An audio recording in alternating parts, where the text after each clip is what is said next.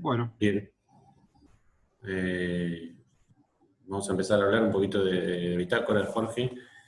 Eh, un poco de esto que estuvimos compartiendo y en relación al texto, ¿no? ¿Qué cuestiones son importantes y fundamentales a la hora de la escritura de la bitácora? Si bien algunas cosas se dijeron en el Taín, me parece que hay como puntos centrales a resaltar que siempre hay que tener en cuenta en la bitácora.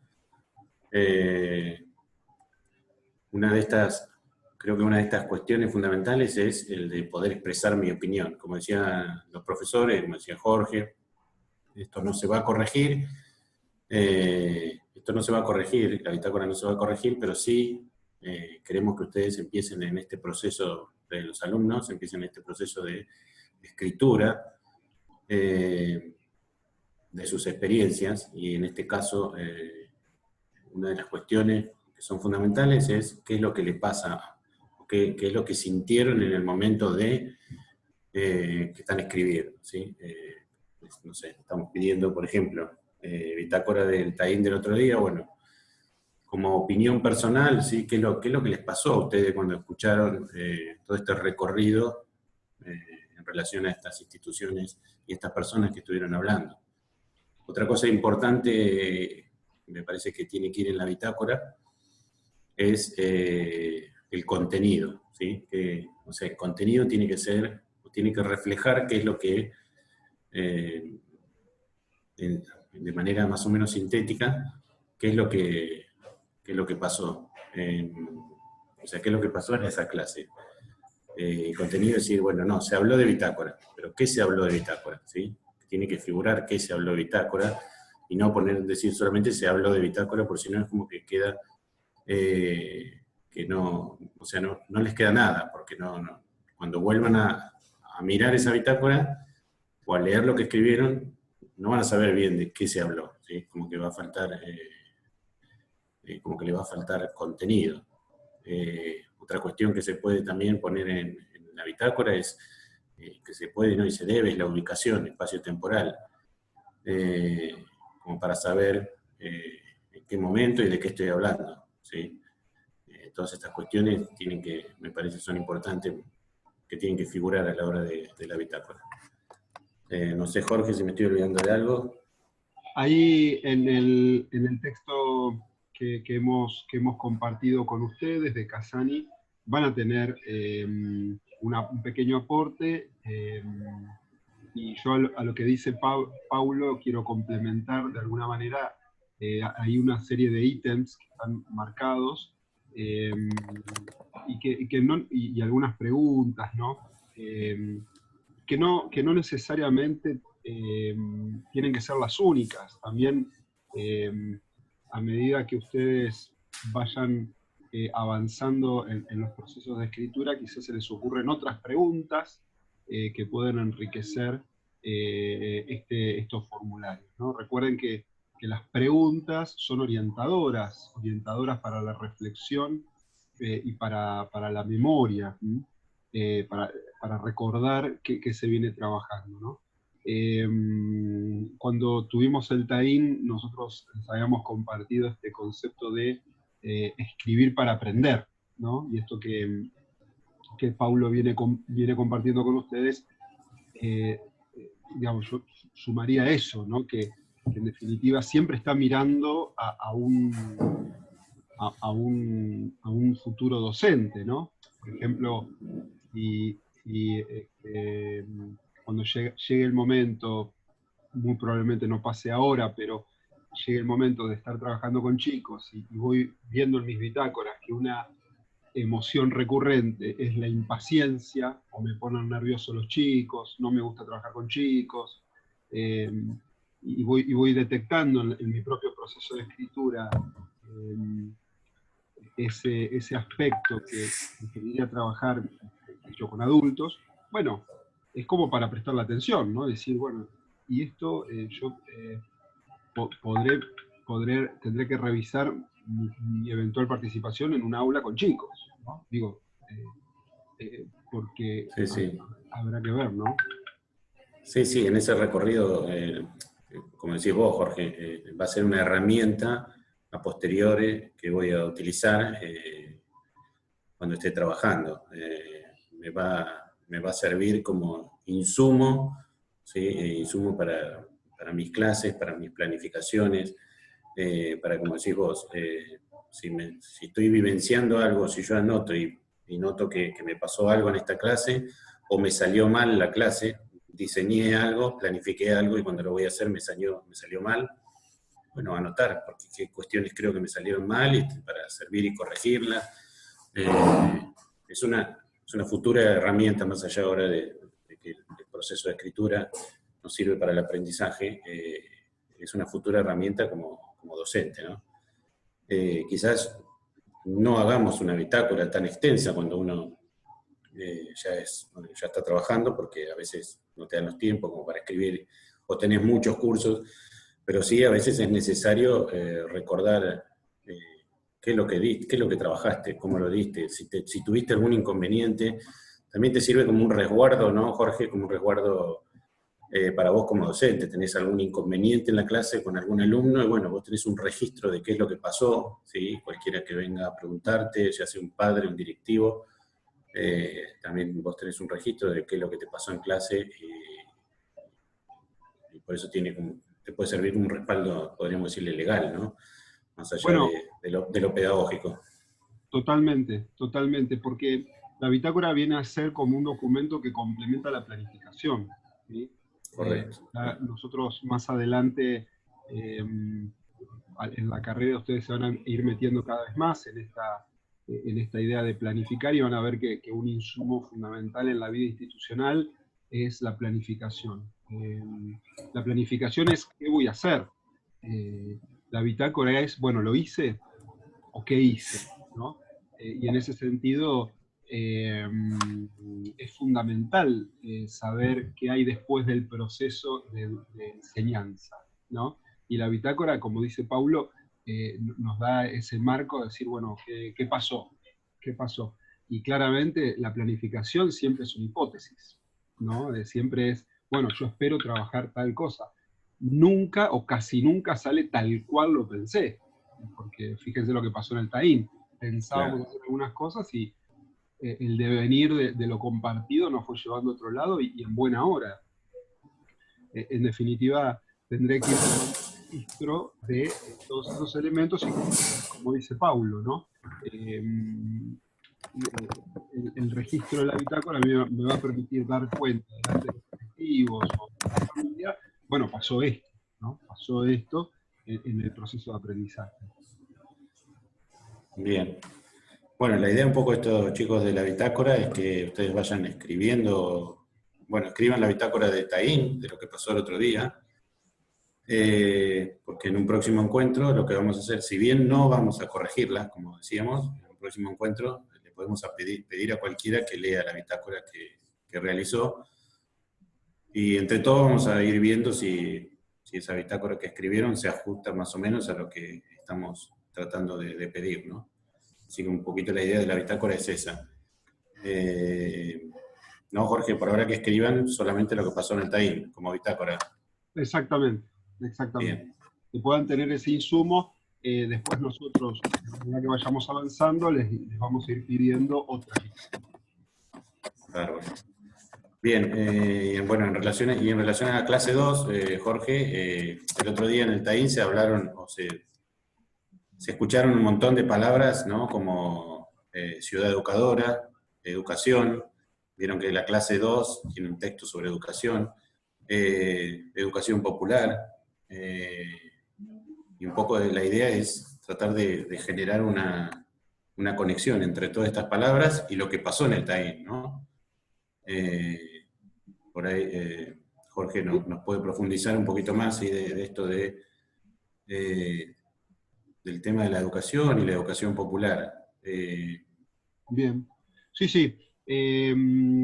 Ahí lo que queríamos compartir con ustedes es que entre todos los campos de la formación vamos a ir construyendo, queremos ir construyendo nuestra idea y nuestro ser docente, ¿sí?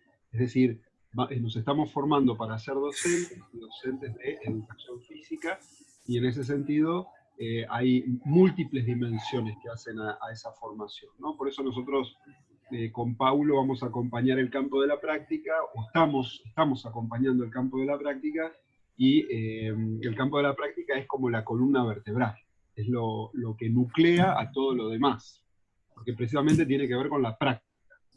Esa práctica, como si yo practicara un deporte para poder realizarlo lo mejor posible, esa práctica está atravesada por teoría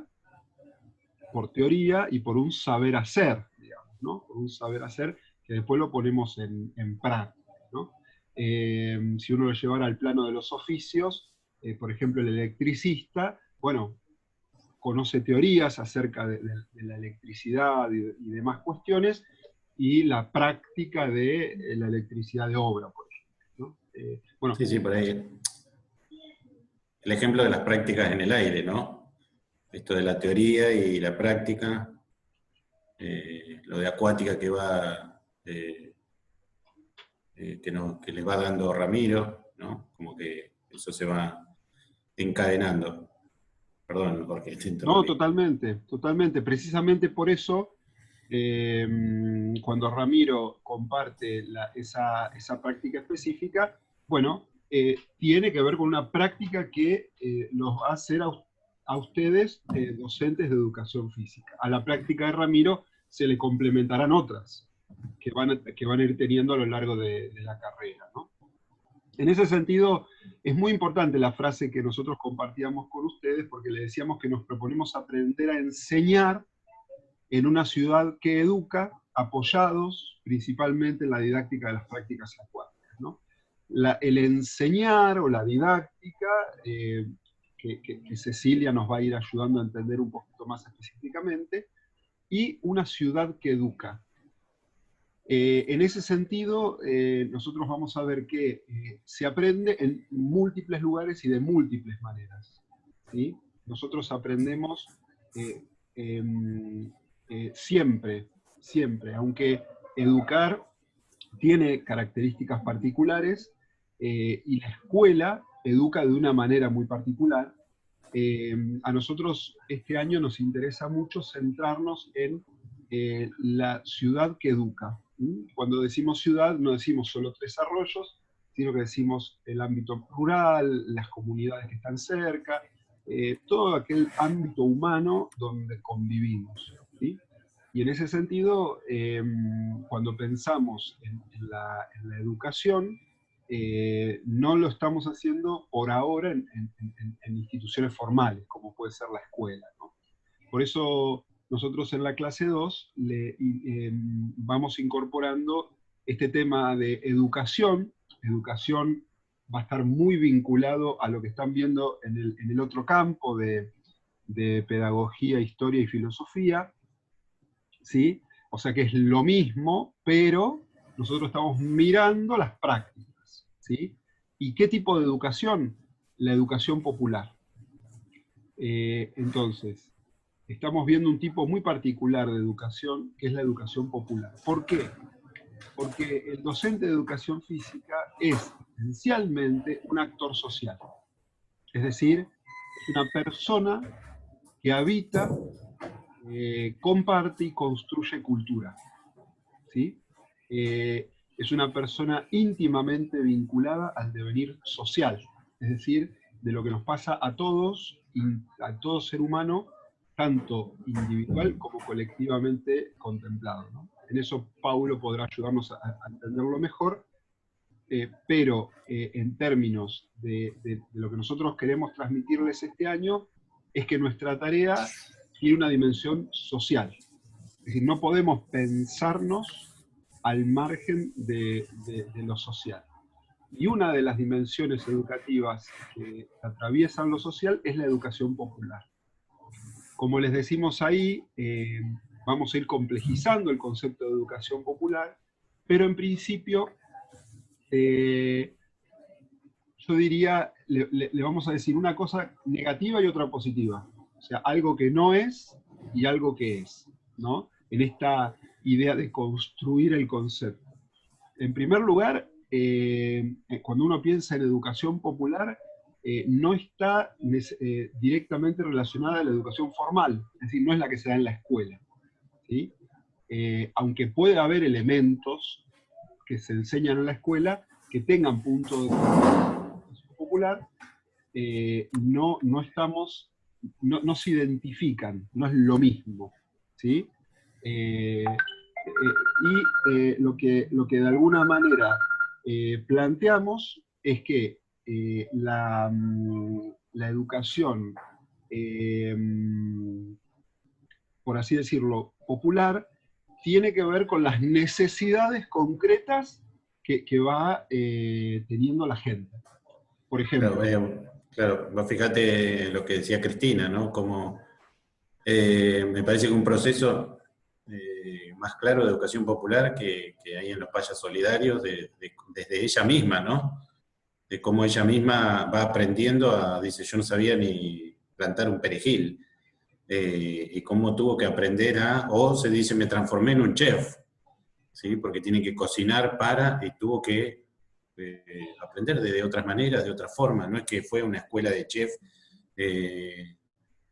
formal, sino que se vio por las circunstancias, ¿sí? Se vio como involucrada en este tipo de educación que la llevó a prepararse y a formarse desde otro punto, desde otro lugar. Sí, todo eso que decía Jorge, que es súper interesante, y muchas veces hemos discutido, ¿no? ¿Qué es educación popular? O hasta entre los mismos docentes, a veces o sea, no se ponen de acuerdo si lo formal, no lo formal, si una clase, si vos estás pagando, es una educación, pertenece a la educación popular. Como la educación popular tiene muchas aristas, ¿no? Como tiene muchas maneras y muchas formas, ¿no? Por ahí lo que yo la diferencio bien claro es de la educación formal. Me parece que de ahí sí se separa bastante bien. No sé si se entiende el concepto, por ahí es como decir, la educación formal, lo digo pensando ¿no? en nuestros alumnos, para que les quede claro por ahí qué es educación popular y qué es educación, o la educación formal, ¿no? Con esas dos cuestiones. Que a veces no es tan fácil vislumbrar o no, a veces ni siquiera nosotros a veces llegamos a verla bien en algunas cuestiones. A mí me parece que acá en el tema de los payas solidarios se vio, lo que es educación popular, se vio bien reflejado y bien claro. No sé qué te parece a vos. Sí, bueno, O en el video, perdón, que subimos, en el video ese del rondón, me parece que también se ve reflejado ahí. sí. No, me encantó lo que trajiste de no sabía plantar un perejil, ¿no? Claro, Esto está viste que buenísimo. ella dijo, Claro, está buenísimo porque mientras que en la educación formal nosotros tenemos una serie de cosas que tenemos que aprender y el que define qué tenemos que aprender es el Estado, digamos. Eh, eh, no solamente es mucho más complejo que eso, pero en términos muy generales, el Estado define que tenemos que aprender, cuando el nene tiene o nena tiene 11 años, tiene que aprender tal cosa, ¿no? Insisto, no quiero simplificar algo que es mucho más complejo, pero básicamente todos los nenes en la Argentina aprenden cosas más o menos parecidas a edades más o menos parecidas, ¿no? Pero en totalmente, cambio en sí. la educación popular tenés que aprender a cosechar perejil, porque necesitas perejil para la comida del mediodía que vienen los pibes. Y Claro. si estuvieses en otro lugar, en el delta, en el delta, en las islas, y tenés que aprender a pescar porque a lo mejor parte de la dieta es lo que las comunidades pueden cosechar del río, por así decirlo, ¿no? Fruto de la pesca.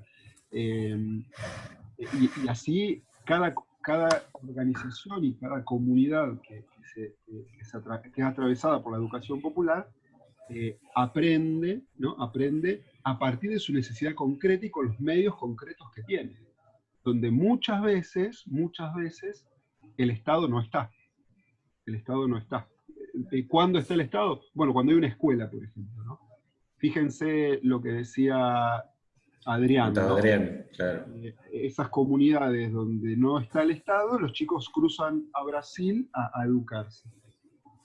Muy probablemente si hubiese una organización de la educación popular, hubiesen aprendido hasta que, bueno, digamos, llega este club de servicio que está atravesado por la educación popular también, y dice, bueno, acompañamos y después se retiran y ahí deja de ser educación popular porque entra el Estado, ¿no? Con la escuela que ellos crearon, entra el Estado a hacerse cargo de una escuela, ¿no? Pero bueno, insisto, vamos a ir complejizando el concepto, pero básicamente tiene que ver con esas características que queríamos ir compartiendo. Bien. Sí, esto que hablabas de lo social, de la educación física, sí, nosotros en la educación física estamos íntimamente atravesados por lo social. ¿Sí? Eso, es como uno de los ejes fundamentales que utilizamos a la hora de, o como una herramienta también que utilizamos a la hora de generar procesos pedagógicos para la enseñanza de determinadas cuestiones motrices. Bueno, que justamente en este momento, ¿sí? En este momento que estamos viviendo, como ustedes lo verán también, este eje está totalmente, este eje está como coartado, ¿no?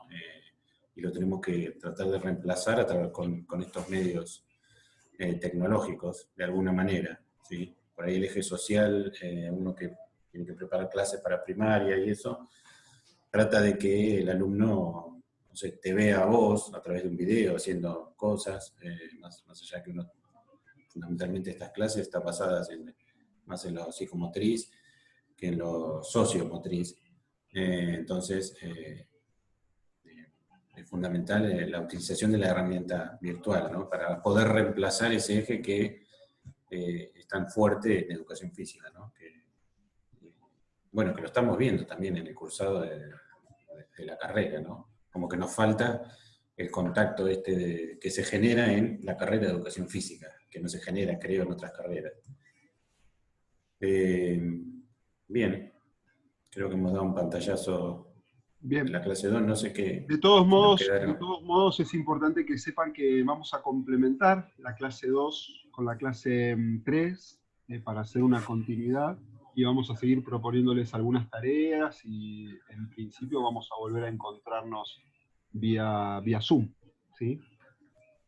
Bien, buenísimo. Buenísimo. Bueno, chicos, Bien. no sé, Paulo, si querés agregar algo.